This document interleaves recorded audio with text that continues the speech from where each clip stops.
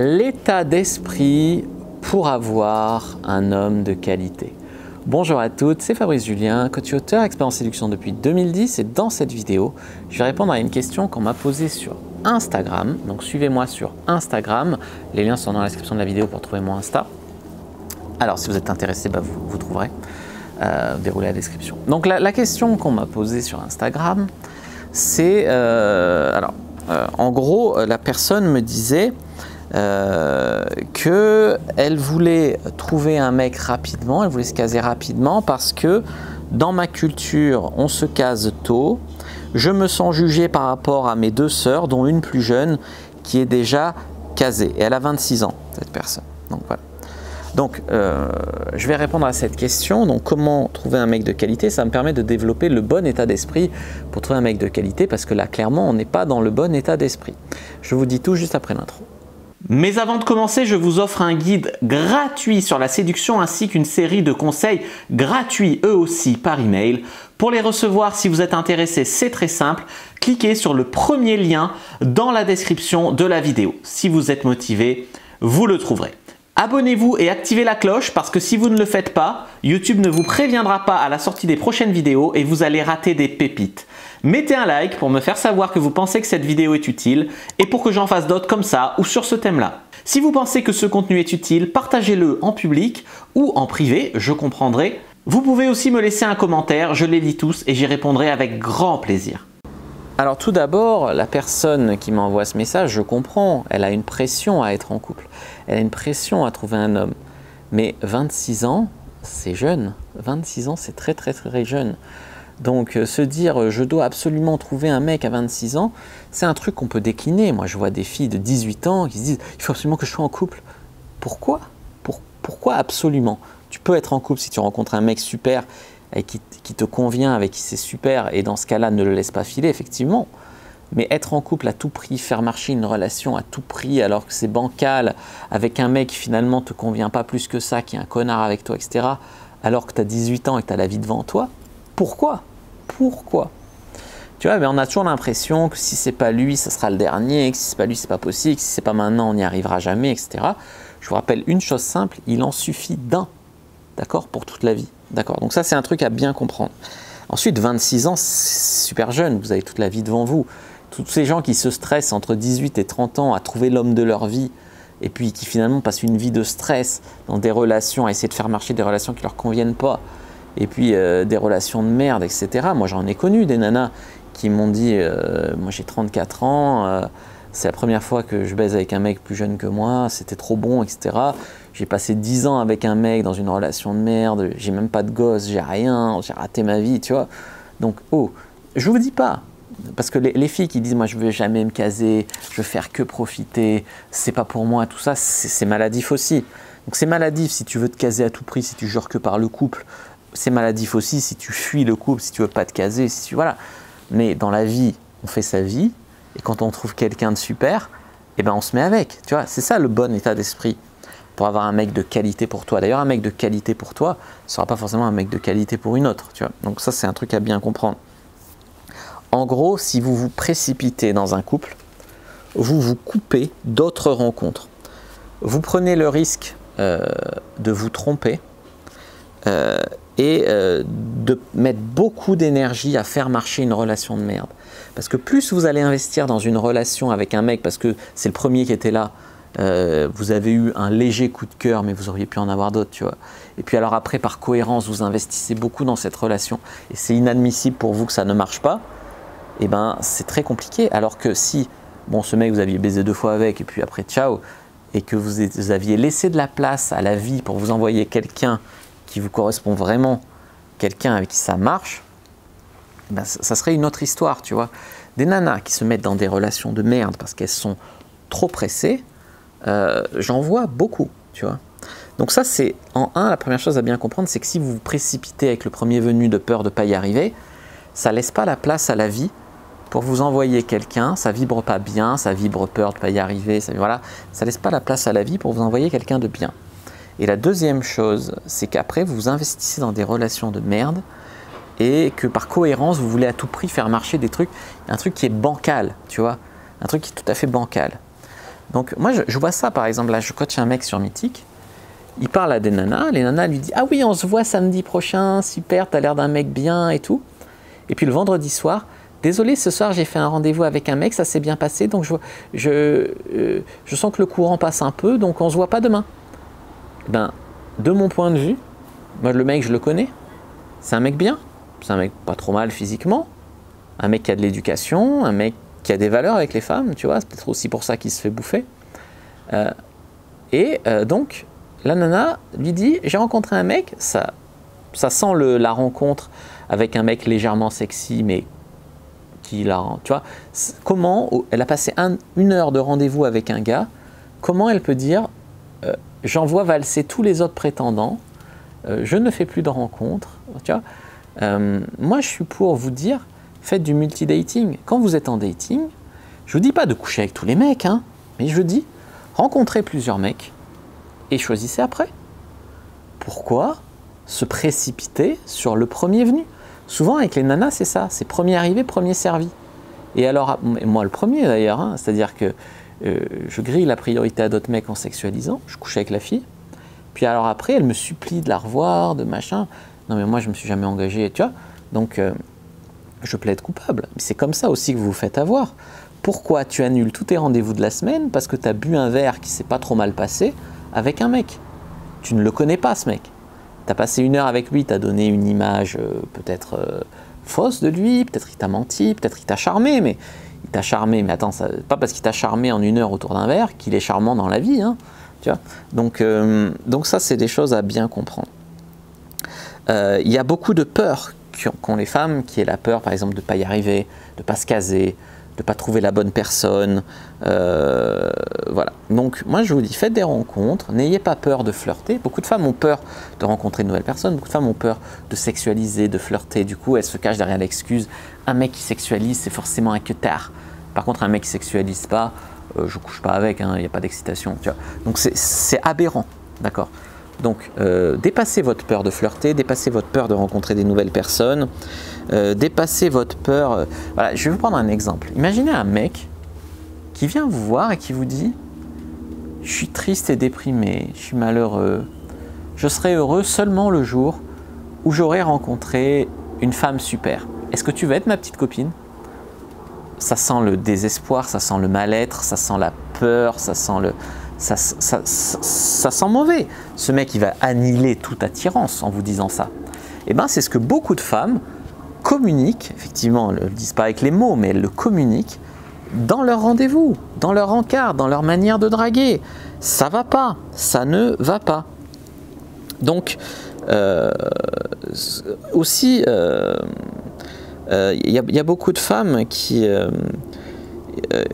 ne comprennent pas les différentes voies. C'est-à-dire que les femmes pensent qu'un homme, soit il veut baiser, soit il veut se caser. En fait, quand un homme fait une rencontre, s'il rencontre une femme qui lui plaît, qui lui correspond, plus qu'il lui plaît, parce qu'une femme peut t'exciter mais ne pas te correspondre, donc tu peux la baiser mais ne pas la revoir, c'est pas parce qu'il avait décidé en amont que ça serait juste un plan cul. À partir du moment où le mec n'est pas marié, casé, s'il rencontre une femme super, il peut se mettre en couple avec elle, d'accord? Les femmes pensent du principe qu'un mec va coucher avec elle et ne pas les rappeler parce qu'il voulait juste baiser. Non, ça c'est l'ego qui vous fait dire ça. Vous lui avez peut-être plu physiquement, mais il ne se voit pas du tout avec vous, peut-être vos opinions, peut-être des choses que vous avez dites, peut-être parce que pour plein de raisons font qu'il ne se voit pas avec vous pour un couple, mais que baiser avec vous ça l'excitait et c'est déjà bien. Les femmes, on dirait que c'est séparé, tu vois, c'est soit il veut du sexe, soit il veut un couple. Non, la vie, c'est pas ça. La vie, je suis désolé, c'est pas ça. Moi, tous mes couples, ou presque, ont commencé par des plans cul, par des coups d'un soir.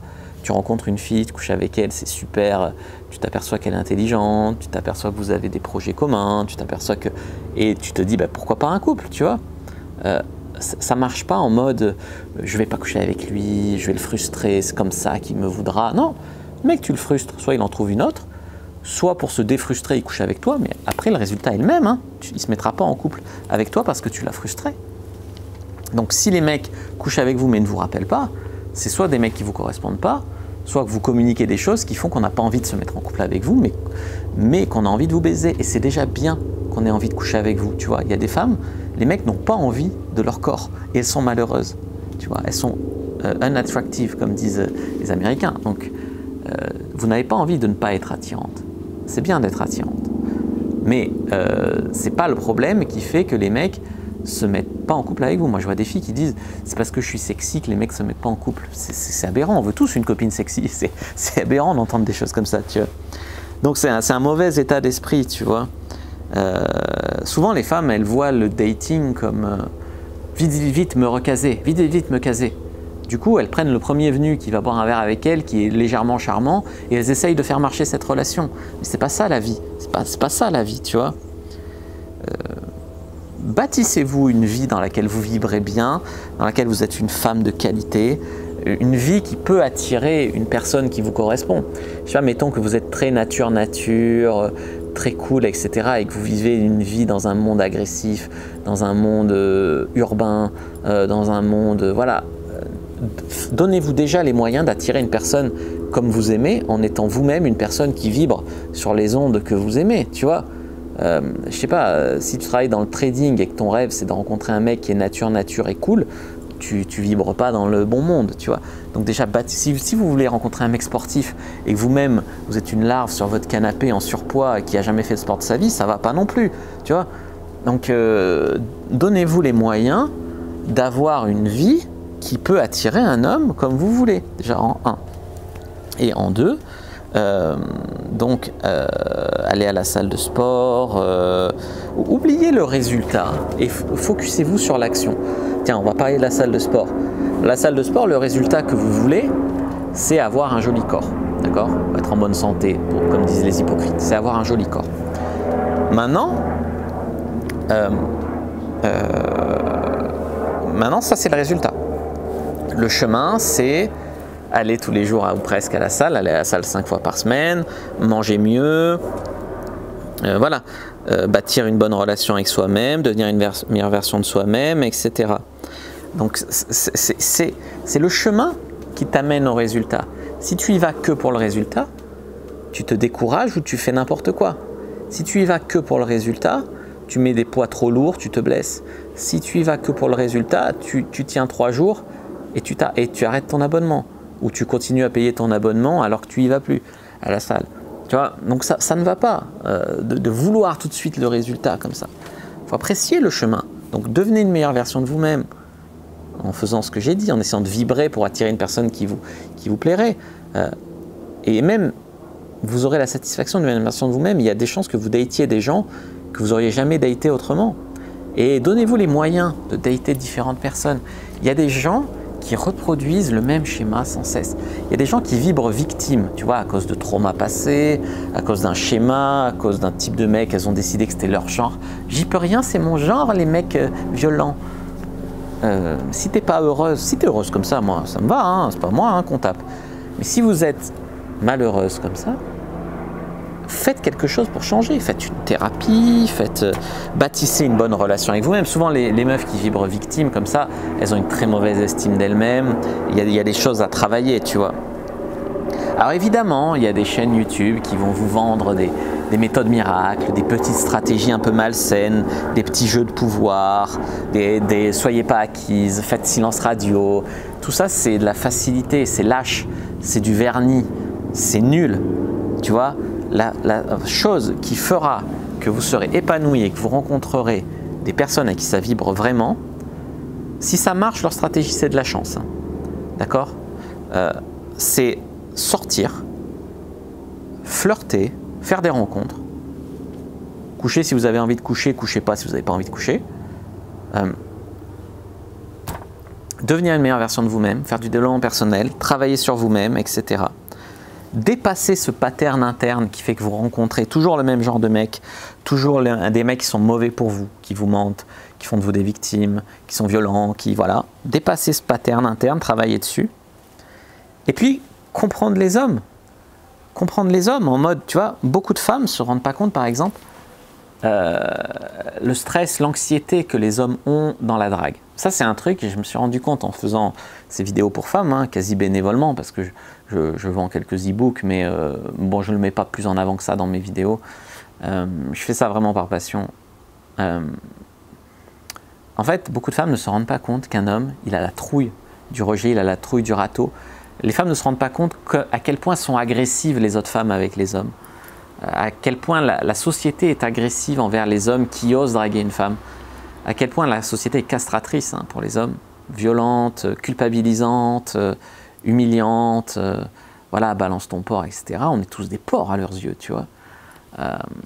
Et on vit tous avec cette culpabilité pour des choses qu'on n'a pas faites. Moi, j'ai jamais fait de mal à une femme, et pourtant on me regarde toujours de travers quand j'aborde une fille dans la rue. Regarde, tu vois. Et pourtant, ça se trouve, la fille en question, elle est heureuse, parce qu'il y a des filles qui m'ont dit mais putain, mais ça se fait plus les rencontres comme ça, mais c'est super, tu vois. Et j'aurais jamais pensé qu'un petit mec comme toi, avec ses petites lunettes, là, oserait m'aborder dans la rue, serait un si bon coup au lit, etc. Et il y a des meufs qui sont super heureuses de ça. Et pourtant, les gens autour, ils te regardent. Et c'est super hypocrite, parce que moi, j'ai déjà pris des numéros à des filles dans la rue comme ça, ou même fait des dates instantanées. Et après, il y a des mecs qui m'ont suivi pendant 30 minutes pour voir comment je faisais. Je les voyais faire des grands cercles autour, mais ils me regardaient, je m'en fous. Et les mecs, ils étaient sur le cul. Mais c'est les premiers à mettre des commentaires, ça se fait pas, nanana. Mais ils voient un mec pour qui ça marche, et ben ils vont critiquer, tu vois. Mais parce qu'ils ont peur de se lancer eux-mêmes, donc c'est la facilité de critiquer ça, c'est hypocrite. Donc voilà. Donc ça, c'est un truc à bien se rendre compte. Donc c'est sortir et flirter. Arrêtez de croire que le mec qui vous correspond, c'est 1 sur 1000. Mais que, comme par hasard, le premier mec que j'ai rencontré sur Mythique, c'est le bon, je vais essayer de faire marcher la relation. Tu vois, c'est la meilleure manière de déchanter. Et puis surtout, trier les mecs sur des bons critères. Ça aussi, les femmes, waouh, qu'est-ce que vous triez sur des mauvais critères? Il fait 1m80, il a les yeux bleus, il a un tatouage, il va à la salle de sport 5 fois par semaine. En quoi est-ce que ce sont des bons critères, tu vois? En quoi est-ce que ça, c'est des bons critères? Ce mec veut une relation sérieuse. Ce mec dit qu'il veut une relation sérieuse. En quoi est-ce que ce sont des bons critères? Tu vois? Je te prends un exemple très clair. Après, je vais conclure cette vidéo parce qu'elle va être super longue. Mais il y a beaucoup de choses à dire sur ce sujet. En quoi est-ce qu'un mec fasse 1m80 et les yeux bleus, ça va te rendre heureuse? En quoi est-ce que ça va faire qu'il va bien te traiter, bien te baiser, se marier avec toi, te faire des beaux enfants? Rien. En quoi est-ce qu'un mec a un tatouage, ça veut dire quelque chose? En quoi est-ce qu'un mec va à la salle de sport 5 fois par semaine, c'est bien? Un mec sportif, qui a des valeurs, par exemple du taekwondo, moi je fais du taekwondo, un mec qui fait du taekwondo, ça véhicule des bonnes valeurs comme sport. Un mec qui va à la salle de sport 5 fois par semaine, c'est un mec qui pense qu'à son apparence, qui est superficiel, qui a un manque de confiance en lui à combler, voilà, je crache pas sur tous les mecs qui vont à la salle de sport, il y en a qui y vont pour les bonnes raisons, mais globalement c'est beaucoup ça quand même. En quoi c'est des bons critères, tu vois? En quoi un mec qui dit qu'il veut une relation de couple, c'est un bon critère? Un mec qui veut se caser à tout prix, c'est un mec désespéré? Ou c'est un mec qui ment pour essayer de te baiser, pas te rappeler? Voilà. Un mec équilibré, il veut une relation de couple avec une femme qui lui correspond. Il veut faire des rencontres et si ça se passe bien, soit coucher, soit une relation de couple, soit les deux. Mais un mec équilibré qui arrive, qui te dit « Salut, moi je cherche du sérieux », ça va pas déjà. Et tu as des femmes qui font des sélections sur ces critères-là. Pour moi, un bon critère, c'est un mec qui fait des efforts pour toi, qui essaye de te comprendre, un mec qui a un cœur d'or, qui est super gentil, un mec pour qui c'est important la famille, qui partage les mêmes valeurs que toi, qui veut des enfants, pour qui le travail c'est important, ou pour qui la campagne c'est important, les animaux, etc.